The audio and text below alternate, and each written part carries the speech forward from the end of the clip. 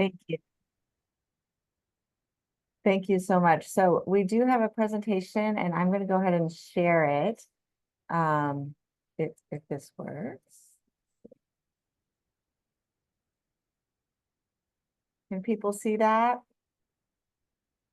Almost. Yep. There we go, Jill. Great. Okay. Well, first of all, I just want to thank you all for having us and inviting us into this space, into your space today. This, the topic that you have been describing and talking about is certainly important to us here in Bremerton. And this project was started with the with really identifying that young adults in our community, especially those exiting these systems and for other reasons experiencing homelessness or risk of homelessness, along with significant barriers, really were not being well served in our community. And so we came together as partners to really see if we could address this. And working together, we've come up with this project, and we're really excited to talk about it and share about it. That being said, we're a small enough group, so we can certainly take questions along the way.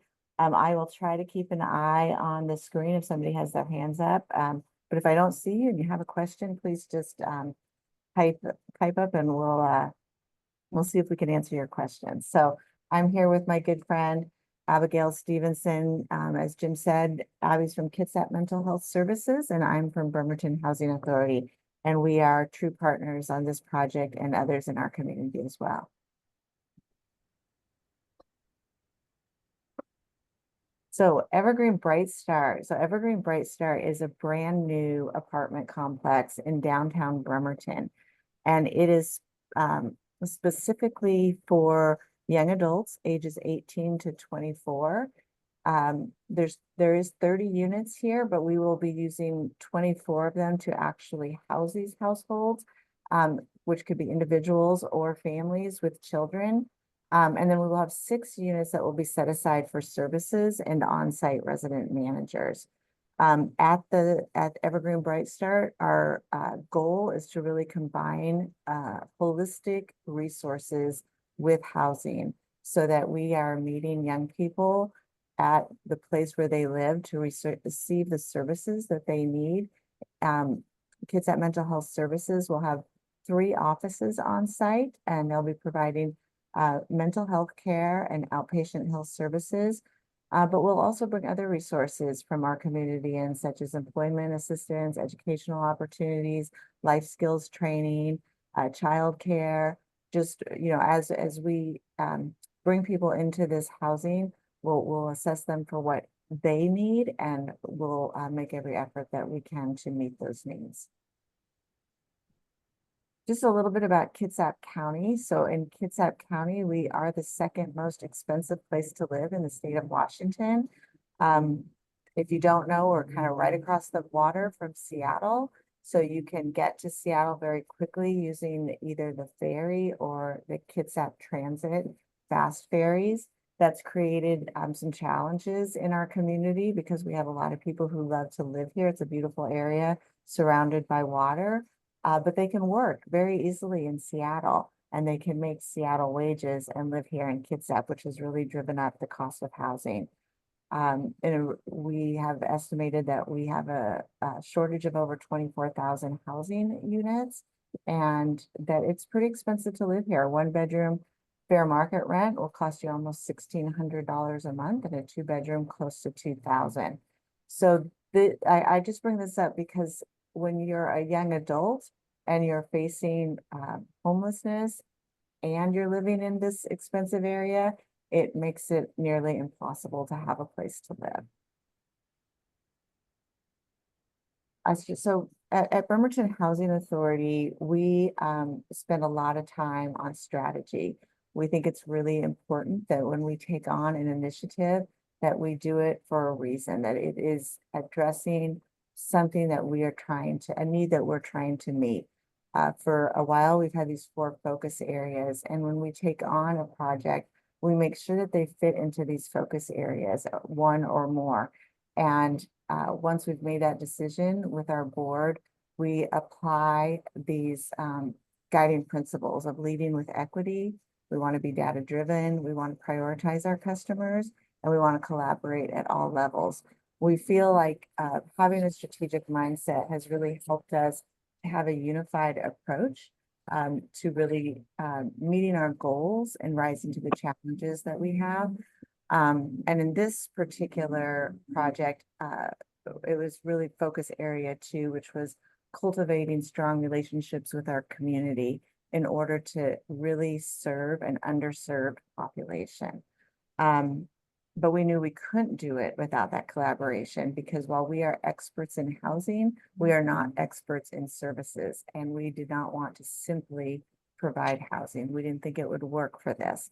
I like to talk a lot about strategy as the leader of our organization, and I like to encourage other people that when you're working in your agencies, really taking time and intention on the strategy and the goal and the mission of your organization will help you to accomplish that mission. So it's a step that you don't want to skip.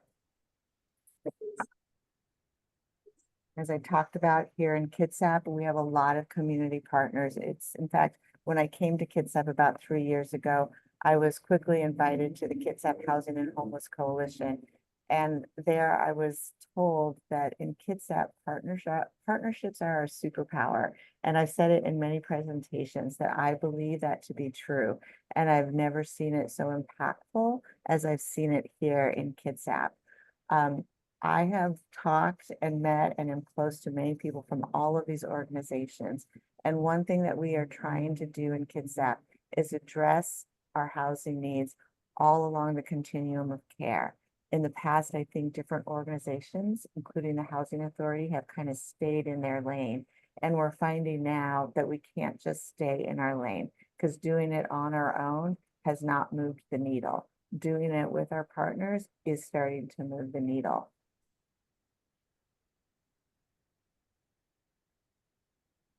So with this particular project, it really started because we identified that foster youth aging out of the foster system had a real opportunity here in Kitsap through what's called the Foster Youth to Independence Program.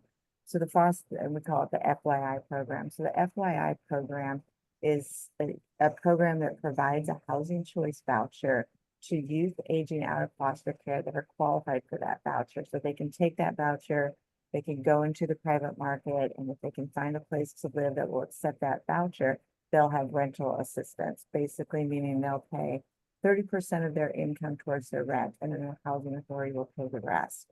The Department of Children and Youth Services, along with our county, came to Bremerton Housing Authority about 3 years ago and asked if we would participate in this program. It was an immediate yes for me. I thought it was a great program. The thing in our, the reason that this program had not been more popular statewide is because even with a voucher in hard to house areas like Kitsap, it's still, or even with the voucher, it's still very difficult to find housing because it's difficult to find a landlord who will accept your voucher. And then the payment standard of the voucher doesn't quite pay up to market rent. We also are a Navy town, so when the ships come in, we're inundated with more people, and renting to somebody that's coming in with the Navy seems to be more of a priority for our landlords than renting to a voucher holder, especially a voucher holder that's 18 or 19 or 20 and doesn't have a rental history, or maybe is coming out of one of the systems that we were talking about earlier, foster care or hospitalization. So it's really difficult to house people here. Go ahead. Oh, was someone going to ask a question? Yeah, Johnny was on off. Thank you for, he went on mute. Thank you. Oh, okay, gotcha. So one of the things that happened with the FYI program is our county decided that they were going to fund services for the FYI program. And this meant that they would fund another organization completely separate from the Bremerton Housing Authority to help these young adults find housing and then provide them ongoing case management services to help them retain their housing. The program is really successful. We so far have housed 29 young adults. We're not a big county, so 29 foster youth aging out of foster care has been pretty significant. And some of them have moved on to other areas. A couple of them have given back their vouchers because they don't need them anymore. But what we're really proud of here is that not one of these young people has been evicted from their housing. And we credit that with the fact that as partners, we have worked really hard to ensure that these young people have everything that they need to be able to keep their housing for as long as the program it can work for them. That being said, it became really apparent to us that even with these supports in place, the housing, the units are a problem. You know, it became increasingly more difficult to find a housing unit for this particular age group, and especially a housing unit that offered on-site services. That was not happening anywhere.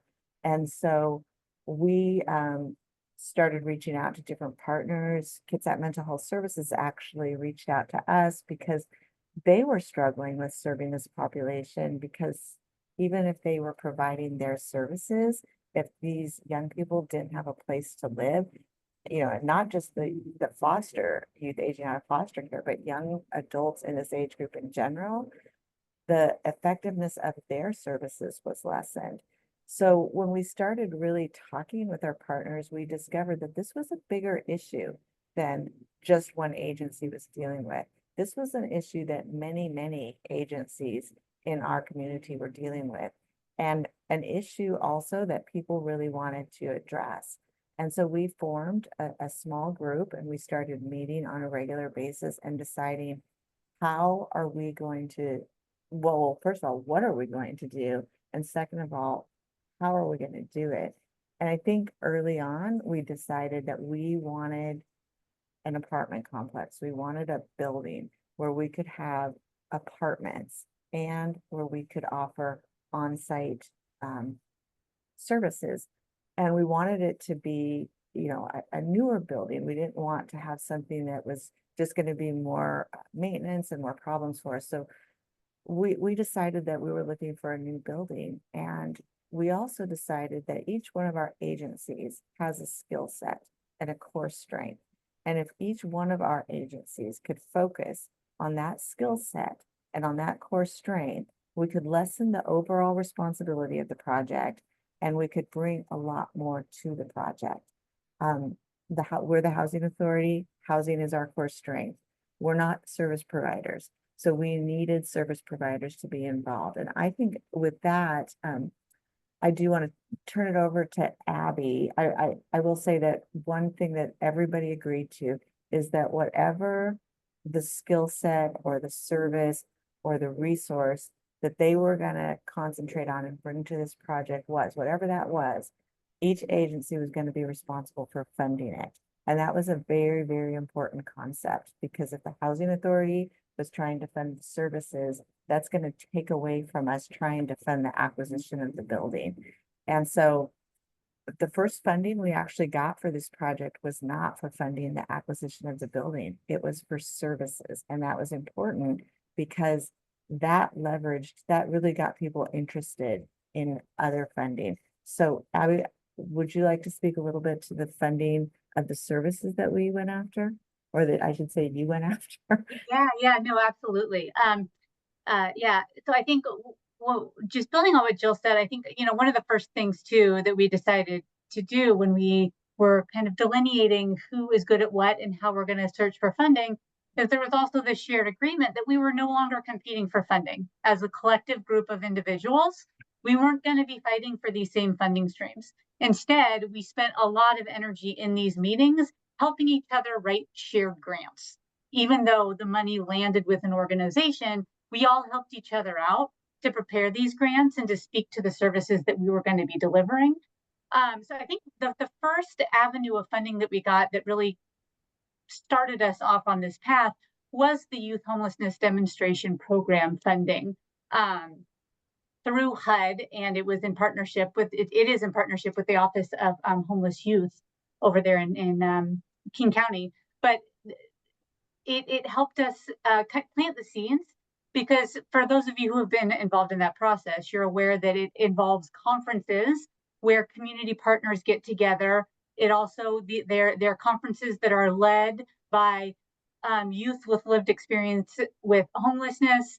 And so showing up to these conferences, meeting up with other people from your region, with young people from your region who are saying, this is what we need. It really planted the seed for us here in Kitsap County when our young people were telling us that they wanted their own apartments, but they wanted a community. They wanted it where they lived. They didn't want to have to leave their community, and they wanted services on site. They didn't want to have to go and leave where they were living to try to engage with services outside of their home. And so we really took all of that to heart when we started meeting with each other, trying to design something with really all of that being an important piece of what we were doing, which is exactly where we landed. But once we had that idea and we started bringing our partners to the table, I think the first partnership that was super easy was with Bremerton Housing Authority and Kitsap Mental Health Services. Jill, you can correct me if I'm wrong, but I think the statistic is that 50% of people experiencing homelessness in this county live in Bremerton. And so Bremerton was really the region that we wanted to target, and we wanted to make sure that people who wanted to remain in this community could.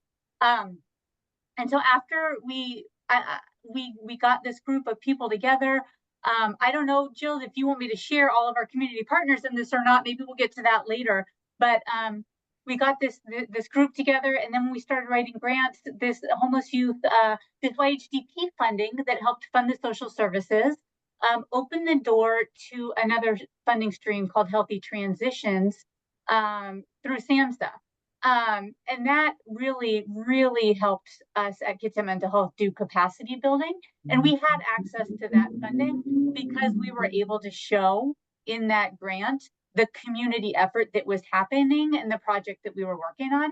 And so that allowed us to do capacity building to the point where this project alone, that's got 24 units, is going to have 2 therapists, a care coordinator, a housing support specialist, supported employment specialist, a certified peer specialist, a resource specialist, substance use treatment will be available on site. And I feel like I'm still even missing some things. And that's 8 services alone that we were able to include in this project because of capacity building through the YHDP and the Healthy Transitions grant. And then the other piece of funding that's going to be supporting this is, for folks of you who are familiar, we also have Kitsap Mental Health Services here in Kitsap County was awarded one of the Housing Stability for Youth in Courts grants as well. And so we have a navigator over here in Kitsap County who is closely connected with our juvenile court system, who is also part of this, this team that's going to be supporting at the Evergreen Bright Start project, really identifying that really strong correlation between involvement in juvenile court and then homelessness. And so really helping try to work on prevention from that point on. But yeah, I think that's it for the funding stuff, Jill. So I'll pass it back to you. Yeah, thank you. And so I'll just going back to what Abby said about leveraging funding and building on each other, so and not competing with each other.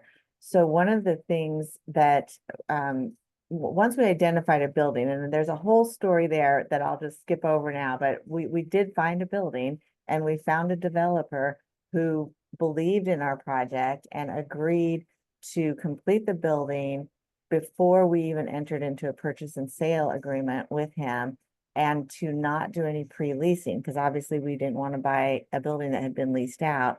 And so we had to convince local funders that, we were really going to be, we had a project identified, and we needed them to support this project so that we could leverage local money with state money. And we already had some of the service money identified. when we went to the local, to the interview for the local money, so here it's the 0.1% sales tax money that's dedicated to affordable housing. But there's not that much of it. I think that year there was maybe almost $8 million. And we asked for 5 million of that, which we knew was a big ask. But it wasn't just Bremerton Housing Authority going. The service providers, Kitsap Mental Health Services, Coffee Oasis, the Olympic Educational Service District folks, they came to the interview with us. And all of those agencies also had applications in for money, but to a much lesser extent. And what we said to the interview panel is, we together have the ability to do one big project to serve very underserved population in our community. And we have service dollars ready to go. And while you have, you have a choice here of, funding several projects with a little bit of money and not getting anything done this year, or really making a choice. And what we're telling you, and in fact, Kitsap Mental Health Services even said, if you don't have enough money for our project, for our, this is where we want to focus on. So we will help you make these decisions. And as it turned out, there were things that didn't get funded, but most of the smaller grants did get funded that year. And then they said, okay, what do we have left over? We have to pick something. And because of all the community support and the partnership and the collaboration on this project, including organizations that even had big asks as well, they also supported this project. And this was the one that got chosen with the leftover pot of money, which was $4 million. And the reason 4 million is significant is because if you have $4 million for a project that costs 10.5 million, and you have an additional $500,000 in dedicated service money, it's really difficult for Commerce, because we were going after Commerce money, Housing Trust Fund, and the Apple Health and Home. It would be like them walking away from a significant investment. And they're just not, we thought the likelihood of them doing that was small, because we were giving them something that they could quickly support, and that they could, that would be up and running very quickly. This was a brand new building scheduled to open and is going to be opening this year. And so it was really leveraging those local investments to get a larger payoff that really made this happen. And we were able to raise all the money that we needed to fully acquire the building without any debt, which was super important for this project, because we know that any money that comes in from operations is going to have to go back into this property, into our staff, and into our service partners. And then the operations are being funded with a voucher. So most, if not all, of the residents coming to live will have a voucher, so they will have rental assistance. So again, if they work, they'll pay 30% of their income. If they don't have an income, then they won't pay anything for their rent.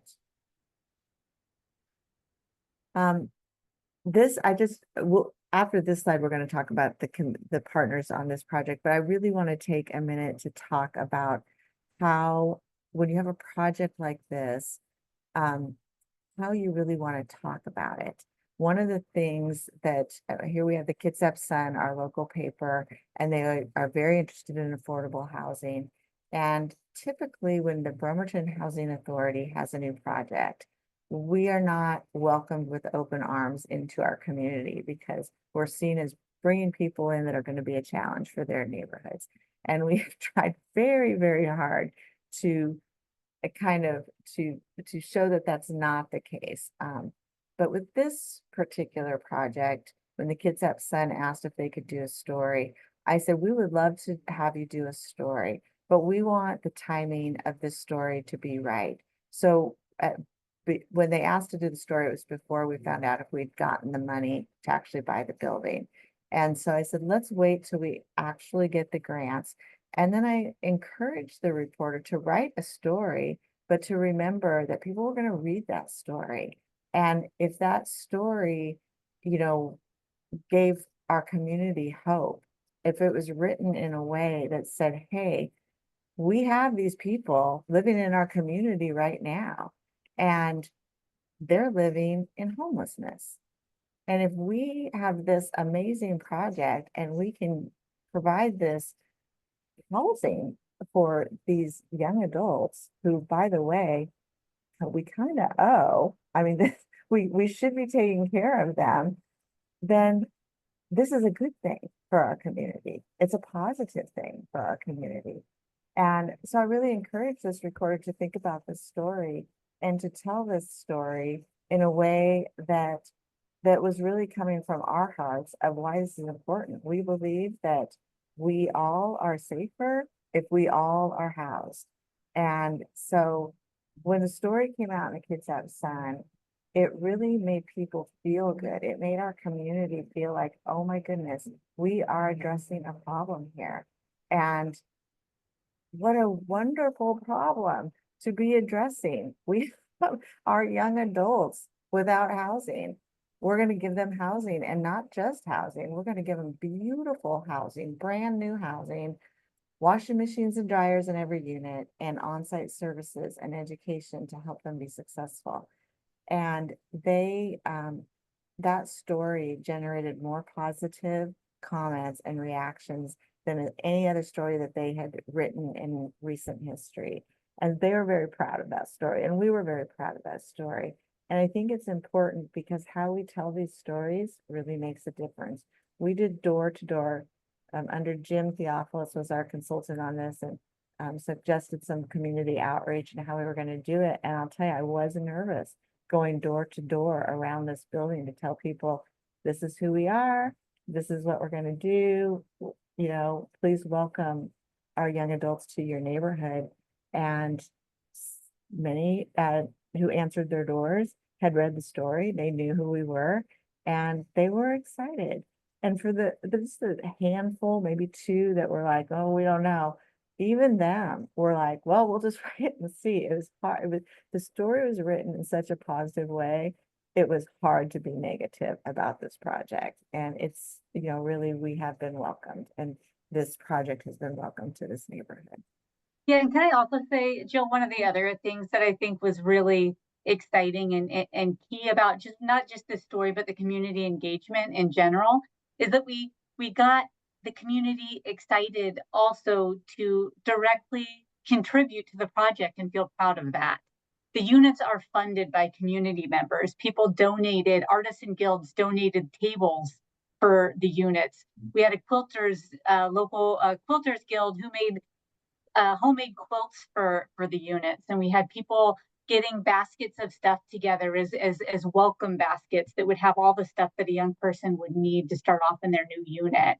And so it really, the community got to be proud also, and they got to invest in this project. And that was a really cool thing to see happen. Yeah, I agree. Thank you. And then these are all of the partners on this project. And, maybe Abby, this would be good for you to kind of talk about what the partnerships have really brought in their unique ways to this project. Yeah. For Kitsap Mental Health, we are a community behavioral health agency. And so we were able to bring a lot of infrastructure for behavioral health services and SUD services. But the other people in our community who were serving young adults experiencing homelessness came on board right away. The Coffee Oasis is the largest nonprofit in our community who works specifically with youth and young adults experiencing homelessness in this region. And so their expertise is in community outreach and engagement. And so they have a staff member who is doing that, who's supported by some of our joint funding. And they also will be two of the units in the building will have live-in resident managers. In the Coffee Oasis, they have some other shelters and transitional housing around the region. And so they were really the experts in what that model would look like. And so they will be hiring and training and supporting the resident managers who will be living on site.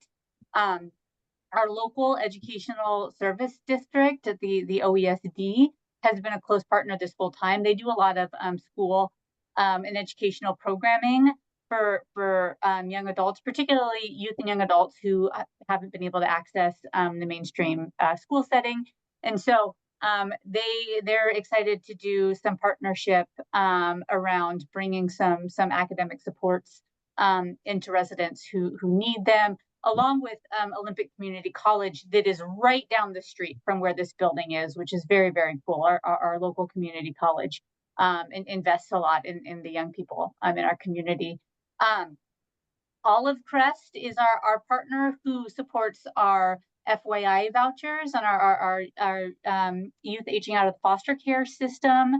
And we are leaning into KCR for our coordinated entry process. They support the Housing Solutions Center that we are partnering with to figure out an equitable way to bring young adults into the building. I just had a wonderful meeting yesterday with Peninsula Community Health Services, who will be providing mobile medical outreach services. So they'll be coming monthly to the Evergreen Bright Start building to provide medical services on site. And then we have Scarlet Road, that's a local nonprofit who works with young people who have been involved in sex trafficking or victimization in our community. And so they will be a direct connection of being able to refer the young people that they work with who are trying to escape violence into the Evergreen Bright Start program. And so they've been a really, really great partner this whole time as well, helping us really design a very trauma-informed process for the young people that they work with, that then benefits every resident of the building. I don't know, Jill, am I missing anybody? I think that's the crew. I think that's it. Yes, thank you. And then we're kind of winding down here, but we always like to end on this slide because we want to encourage you in whatever organization or that you're working in or community that you're living in, that you can do great things for people. You can serve people in meaningful ways. And these were kind of the steps that we took as a community, identifying the problem we were trying to solve, finding our partners. We just started meeting. There was no formalized approach to this. We're getting more formalized now, but we just started meeting and being committed to meeting with each other and talking through what we needed to do and how we were going to do it and creating those solutions, forging our path forward. And then we just, again, telling the story. I think we have heard other success stories of other organizations doing amazing things, which encouraged us to have our own story and encouraged us and showed us the way to tell that story. If you want to connect with us, this is our contact information. We love talking about this project. We love talking about our community. So if you want to connect with us, we would love that. And then we'll just end with this. Thank you for having us. And we're happy to take any questions. Yeah, thank you. We got time for a couple questions if folks, there's one in the chat. MJ, do you want to come off mute if you're willing to and just ask your question, please? Yeah, so I was just curious. I know that like first and last month's rent is really expensive, and same with the application fees and deposit.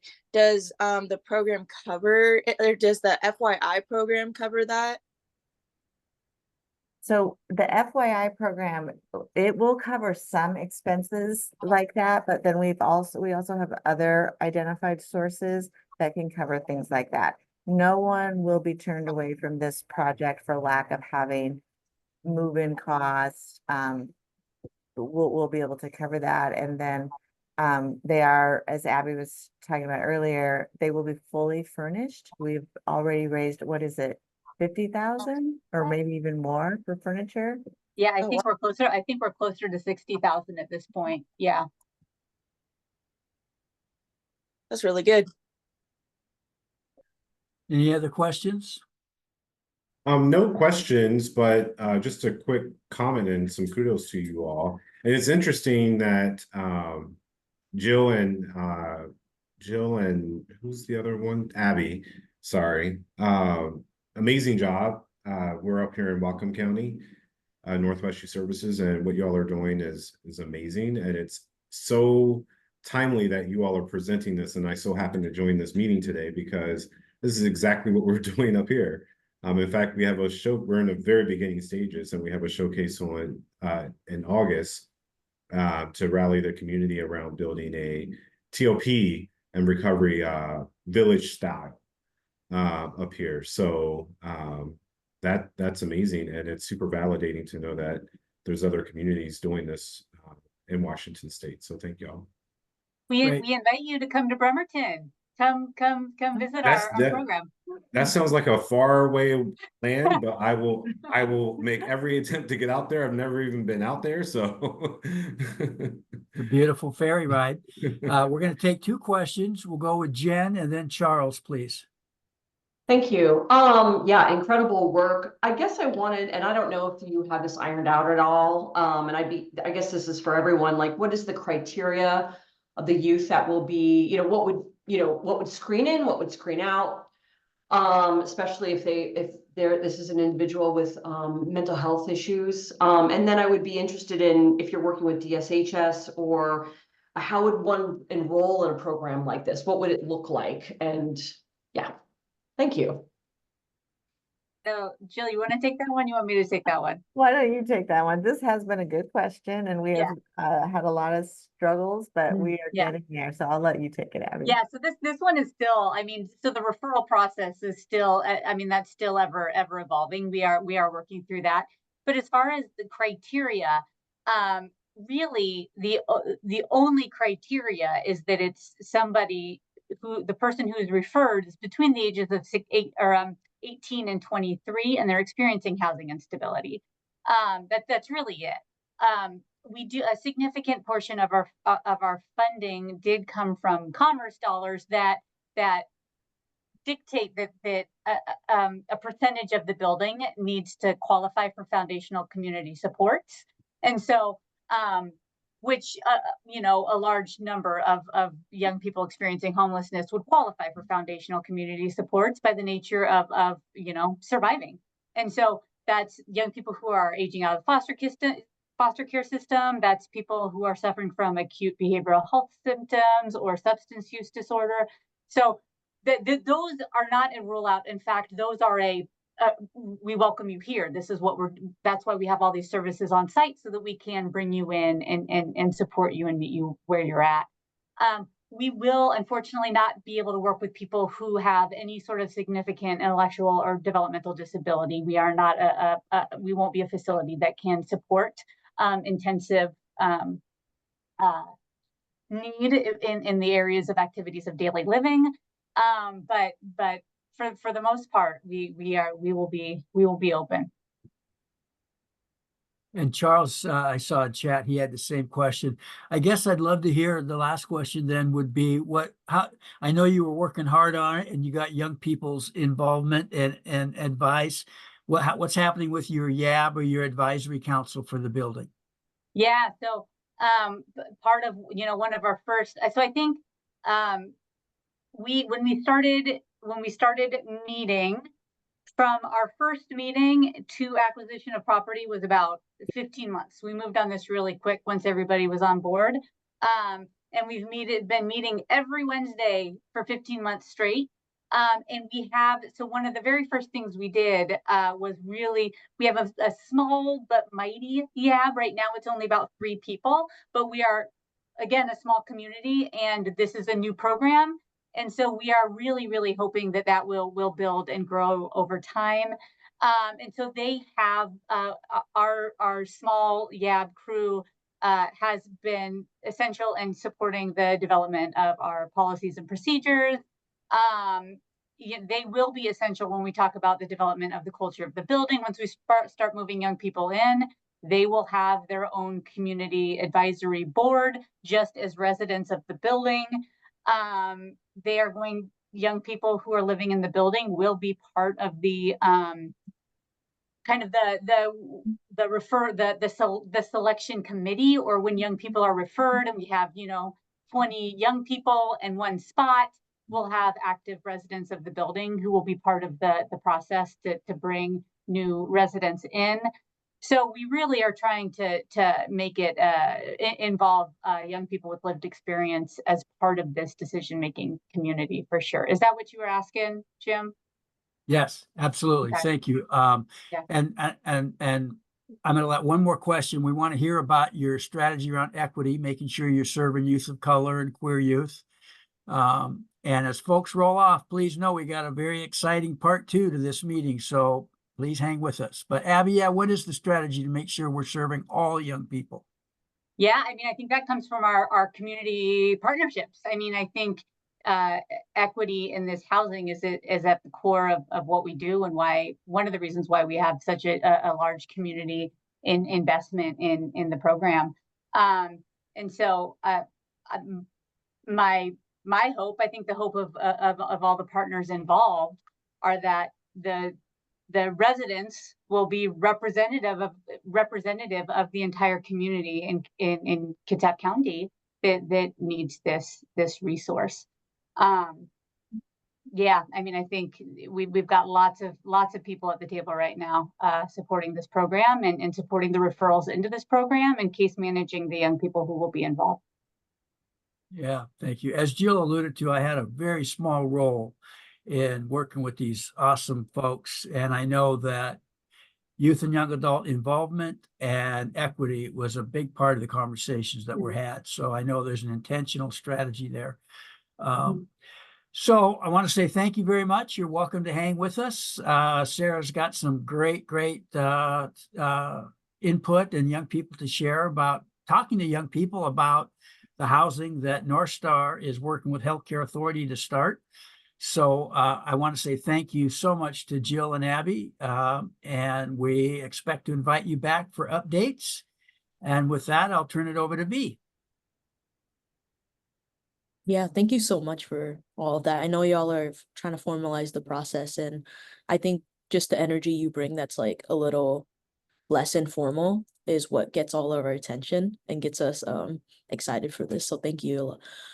Yeah, with that, we are gonna take a wellness break. Feel free to stretch, take a mental, how do you say, recuperation, do what y'all need to do, and please come back at 2:06.